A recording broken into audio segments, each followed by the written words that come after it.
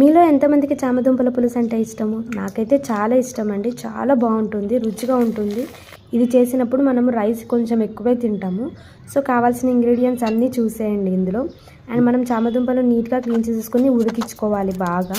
ఉడికించుకున్న తర్వాత అదొక సైడ్కి పెట్టేసి ప్యాన్లో ఆయిల్ వేసేసుకొని జీలకర్ర ఆవాలు వేసేసుకొని ఉల్లిపాయ పచ్చిమిరపకాయ వేసేసుకొని బాగా వేగనివ్వాలి. తర్వాత మనం అందులోనే జింజర్ గార్లిక్ పేస్ట్, ఉప్పు, కారము, ధనియాల పొడి, జీలకర్ర పొడి యాడ్ చేసేసుకోవాలి. కొంచెం ఒక 5 మినిట్స్ ఫ్రై చేసిన తర్వాత చింతపండు పులుసు కూడా యాడ్ చేసేయాలి. యాడ్ చేసి మగ్గించిన తర్వాత మనము ఉడకబెట్టుకున్న చామదుంపలు ఉన్నాయి కదండి, అవి పీల్ చేసేసి ఇందులోకి యాడ్ చేసి వాటర్ యాడ్ చేసేసుకొని తగినంత. తర్వాత మరిగేటప్పుడు మనం కొంచెం బెల్లం యాడ్ చేసేసుకోవాలి.